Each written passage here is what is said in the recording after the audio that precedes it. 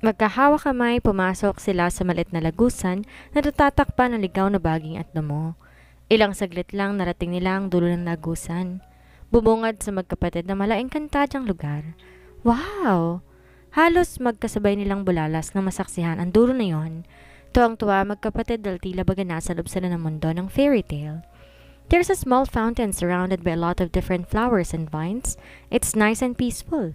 They can only hear the nostalgic sound of the water flowing and the birds singing tirelessly. Sa katuwaan, nagsimulang maghabalan at maglaro sina Calix at Paula sa buong lugar, full of laughter in every corner of the place. Naaksidenteng may nasagi si Paula at kasunod nun, isang maliit na pinto ang biglang bumukas. Na maliit na pinto ay natatabunan ng mga dahon at baging, kaya di nila yun napansin kanina. Nagulat silang dalawa at dahil na rin sa kuryosidad, lumapit si Calix sa gawing pintong nakabukas. Hindi aninag ni Calix ang silid, dalawang tapat, yon ay madilim. Dahil nga na-intriga si Calix kung ano meron sa loob, nagsimula siyang humakbang papasok. Kuya, hindi ka ba takot? Pigil ni Paula sa kapatid at humawak sa likod nito. Calix can feel Paula's hands trembling. Don't be scared, I'm here. Panigurado ni Calix para kumalma na si Paula. Nagsimula silang humakbang papasok, dahan-dahan, hanggang marating nila ang loob. Bumalaga sa kanila ang apat na sulok ng silid, walang bintana. Wala maski bagay na nakalagay sa buong silid maliban sa isang lumang upuan. Naaninag ni Calix yon dahil sa liwanag na nagmumula sa maliit na siwang ng pintong nakabukas. See? There's nothing to be afraid of. He cheered her up. Binilingan ni Calix ang kapatid niyang nakahalukip-kip sa likuran. Isang tangulang sinigot ni Paula pero nandun pa rin sa mata nito ang pangamba. Subalit di inaasahan ni Calix ang sumunod na pangyayari. Isang malakas sa simoy ng hangin na nagmumula sa labas. Humampas yon dahilan upang biglang sumara ang pinto. Suddenly, the room was covered with darkness, very dark enough for both kids to shiver. Isang tili ang pinakawala ni Paula dahil sa gulat. Oh no, kuya! Maagap si Calix at mabilis sinawakan ng palad ni Paula. Giniya niya to papalapit sa pinto upang buksan, ngunit ang pinto otomatikong nakalock mula sa labas. Sinubukan ni Calix buksan, ngunit nakalock na iyon. Bumundol ang kaba sa dibdib ni Calix. Natakot ang 9 na taong gulang na si Calix para sa kapatid niya, knowing his sister has an asthma. Kuya! Si Paula, nanginginig ang boses. Don't worry, I will find a way, Paula. Pinilit pa kalmahin ni Calix ang sarili kahit na ba sa loob-loob, bumundol ang kaba sa dibdib ng bata. Isang malakas na sipa ang tinapon ni Calix sa pinto, pero sadyang matibay ang pintuan. Yari yon sa matigas na bagay na kahoy na nagpapaligiran na tanso. Kahit ano pang gawing sipa ni Calix, hindi yun magigiba. Narinig ni Calix na nagsimulang humingal si Paul. Naghahabol hininga. Sandamakmak na pawis nang lumalabas sa noon ni Calix. Natatakot siya para sa kapatid niya. Dinig ang mga hingal ni Paula na animoy nahihirapang huminga. Mama! Papa! Sambit ni Calix na ang himig puno ng takot. Takot para sa kapatid. Di mapigilan niyang mapasinghot. Wala sa sariling nagsisigaw si Calix. Kahit alam niyang mahirapan siya makahanap ng tulong. Tulong! Mama! Papa! Lola! Lolo! Sigaw niya paulit-ulit, ngunit malabong may makarinig sa kanila. Paulit-ulit din tinadyakan ni Calix ang pinto hanggang maubos ang lahat ng lakas niya. Isang oras na nakakalipas pero wala pa rin nakapansin sa kanila. Nandulumo siyang umupo sa tabi nito ng kapatid niya. Kuya, hindi ako makahinga. Sabi nitong sobrang hina ng boses. Nagbabadya ang luha ni Calix na kumawala sa kanyang mga mata. He was scared, very scared. He hugged his sister and his tears started to fall. He dragged her sister into this. Please, Paula, hold on. We will be okay? Alo ni Calix na gumaralgal na ang boses. Hanggang sa naramdaman na lang niyang bumagsak at lumaylay na ang ulo ni Paula sa kanyang kandungan. Paula, answer me. Ngunit wala siya nakuhang sagot sa kapatid niya. Wala siya marinig na hininga ng kapatid niya. Paula, please say something, Pao. Paula! Sigaw ni Calix habang umiiyak. Di napigilan ni Calix sa mapabuntong hininga. Nagbabanta ang munting luhang nangingislap sa mga mata nang manariwa sa alaala niya ang bangungot ng nakaraan. A wound that couldn't be healed. Napalagok siya sa hawak na alak na tila baga hindi inda ang mapait na lasa ng likido. Pinatay niya ang kapatid niya. Diyon nakatatak sa utak ni Alex magpahanggang ngayon. He's still blaming himself, even his parents saying he wasn't and it was an accident.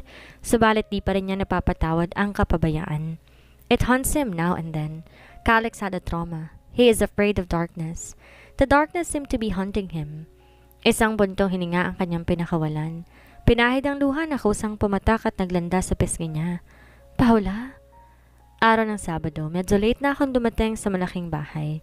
Suot ang bagong uniforme, nagtuloy-tuloy ako patungo sa master's bedroom, bit-bit ang panlinis. Ayon kay Ma'am Joy, kanina pa nag-agahan sa Senyorito Calix. Kahit napapilit sumasagi sa utak ko ang mga nangyari sa nagdaang araw, pinilit kong kalimutan. Palaging pinapaalala sa sarili kong kailangan ko ng trabahong to para sa kinabukasan ko at ni inay. Humugot muna ako ng hininga at kinalap ang tapang bago maingat na pinihit ang door ng silid. Sinalubong agad ako ng amoy ni Senyorito Calix. Di ko naman lain na papikit akong sinamyo yun. Anak ng... Dagli ako nagbawi at nagtuloy-tuloy na pumasok, ngunit wala ko naabutang Senyorito Calix sa loob. Sinipat ko ang mata sa malaking orasan na kasabi sa dingding. 9:00. Sigurado ko nasa personal gym ang amo ko. Buong kumpiyansa ay tinulak kong eleganteng pintuan ng banyo. Naisipan kong doon unahing maglinis. Pagkapasok pa lang bumungad na sa akin ang napakagandang disenyo ng banyo na Senyorito Calix. Yari sa mamahaling mebles. Sahig na tila kumikinang-kinang sa mahal. Para mas mahal pa sa buhay ko ang tiles doon. Mahabang salamin. Yari sa ginto ang nakapalibot sa gilid na mahinuhang nasa 5-star hotel. Ginto ang ribo. May nakabitin na ilaw na nakapagpadagdag sa pagkaelegante ng banyo. Tapos sa kanan may kanto. Kailangan pang humakbang para marating kung saan ang glamorosang bathtub ng amo na nakaharap sa malaking salaming bintana. Makikita doon ang magandang tanawin habang nagtatampisaw sa loob ng bathtub. Tahimik ako nagtungo upang doon unahing maglinis. Sakto pagkapasok ko pa lang bumulaga sa aking paningin sa Senyorito Calix. Anak ng... Nabitawan ko ang mga dala. Napatili ako. Hubot-hubad na papatayo pa lamang sa loob ng bathtub ang amo ko pero nagulantang ito sa tili na pinakawalan ko. Naging mabilis ang amo kong hablutin ang braso ko at mabilisan tinakpan ang bibig ko sa palad nito. Shut up, you stupid! Saway nitong diniin ang palad sa bibig ko. Nagpumiglas pa ako sa tindi ng kaba at gulat. Sa pagpapumiglas ko'y nawala ng balanse at nadula sa Senyorito Calix. Kapwa kami napasalpak sa loob ng bathtub na may lamang tubig. Aksidenteng napaupo ako sa kandungan nito. Basang-basang ang uniforme ko. Senyorito! Narinig ko umungol sa Senyorito. Hindi to gumalaw. Natakot ako at baka napano to nang bumagsak sa marble na bathtub. Desra! Ungol na Senyorito sa likuran ko na may kasamang mabibigat na hininga. Senyorito! Dali akong bumalikwas paharap dito at hindi ko inindang basang ang uniforme ko at bumakat ang itim na panloob. May masakit ba, Senyorito? Desra! Di ako tumigil at akmang ko pa sanang iaangat ang palad sa hita nito na naging mabilis dakpin ni Senyorito ang palad ko. Desra, please stop. Makaawa nito na medyong mawi. Lalo ko natakot dahil baka napanong balakang nito sa pagbagsak kanina. Hindi, baka napano ka sa pagbagsak, Senyorito? Kontra ko. Narinig ko pa tumawa to pero walang himig. You're very innocent and stupid, you know? Oo, alam ko. Nag-aalala lang ako kung napano ka. Akma akong babawiin ang palad kong hawak ito pero naging mabilis sa Senyorito Calix. Pabiglang iniunat ako sabay hapit ng balakang ko. Namalayan ko na lang lumanding ako paharap sa kandungan nito. Senyorito! Dinig ko ang sunod-sunod na malalalim na hininga at pinakawalan nito. Stupid! Anitong mas nagliliyab ang mga mata. Senyorito, I want you to leave before it's too late. Paanas na utos o babalayon, hindi ko alam. Tinitigan ako nito, ang mga palad nakasakop sa pang-upo ko. Po? Pero Senyorito, kailangan masiguro na okay ka lang. I'm okay. Very well okay. Sabi nitong bumaba ang titig sa labi ko. I'm a healthy man, Desra. Very healthy. Sadyang diin pa sa huling kataga. Saglit lang bigla ko nakadama na isang mainit at matigas na bagay na bumukalat sa mundo at sa gitnang bahagi ng hita ko. Ang tanga, Desra. Bulyaw ng utak ko. Wala sa oras, napatili na naman ako. Daling na iharang muli ni Senyorito ang palad sa bibig ko. Shut up! Para kang inosente. Saway ni Senyoritong ibig magwala ang katinoan sa narinig. Inosente ako sa mga ganong bagay. Sa inis ko, kinagat ko ang palad nito. Ouch! Stupid! Daling na ilayo na Senyorito Calix sa nasaktang palad. Ako naman ay nakuryenteng nilayo ang sarili kahit na tumutulo. Ano ka ba, dinosaur? Reklamo nitong sinuwid ang sariling palad. Oo, magiging dinosaur talaga ako, senyorito, dahil sa kabastusan mo. Dali ako lumabas sa bathtub. Saka inosente po ako as in virgin. Di nag-isip na pahabol kong dire-diretsong tumalikod at lumabas ng banyo. Naiwan si Calix nakatanaw sa dalaga. Virgin? Sambit ng binata at ngumiti na parang nanalo sa paligsahan. Nanginginig na nakatupi ang tuwalya, hinintay ko ang panloob kong nilagay sa dryer para matuyo. Wala akong extra panty dala. Sobrang lamig ng paligid dahil naka-on ang built-in air conditioning sa buong bahay. Ano ba kasing nangyari? Si Ma'am Joy sa may damba ng pintuan sa laundry area. Baka sa mukha ang kuryosidad at may pag-aalala. Aksidenteng nadulas ako sa bathtub, Ma'am Joy. Pahayag ko. O eto, nilahad ni Ma'am Joy sa akin isang mamahaling brand ng plastic bag at paper bag. Ano po to, ma'am? Tinanggap ko ang nilahad nito. Tinignan ng laman. Panty na XS, S at saka medium. Saka bra din na may iba't ibang size ng cup. Meron ding bestida, jeans at blouse. Pinabili ng senyorito nang malaman niyang dito ka sa laundry room. Di ko alam kung tama ba yung size na nabili ni Kanor, pero sigurado kong ang bestida, blouse at pantalon kasya sa'yo. Small po ako. Sabi kong dinukot ang size small na panty at 34 cupsy na bra. Si Senyorito Calix mismo nagbigay ng size kay Kanor sa bestida mo. Gusto kong pamulahan sa narinig mula kay Ma'am Joy. Meron naman akong tuyong damit sa locker room, Ma'am Joy. Salary deduction na naman to. Narinig kong mahinang tawa ng babae. Di na nakapagtanong si Kanor sa size ng panloob mo dahil nag-aalboroto na sa senyorito. Ano naman ang aasahan ko? Sobrang mainitin ang ulot, bugnutin talaga. Intindihin mo na lang amo natin at may pagkabugnutin. Pero kahit ganun, busilak naman ang puso nung tinatago. Alam ko po, Ma'am Joy. Magalang kong sagot sa mayordoma.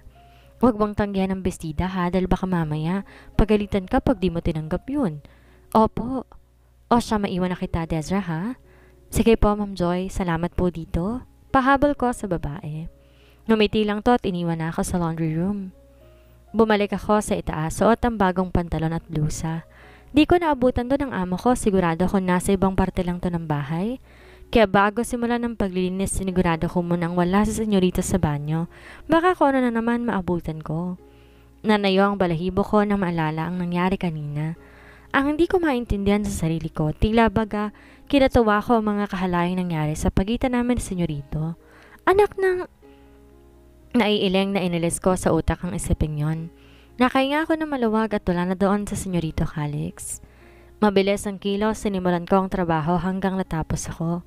Pagkalabas ng banyo, nakita kong amo ko nakaharap sa laptop, nakaupo sa balkonahe, nakasuot ng simpleng puting t-shirt at track pants. Humihikab na inayos itong salamin sa mata. Pambihira. Gwapo pa rin itong tingnan kahit na ba nakasalamin. Mukhang modelo.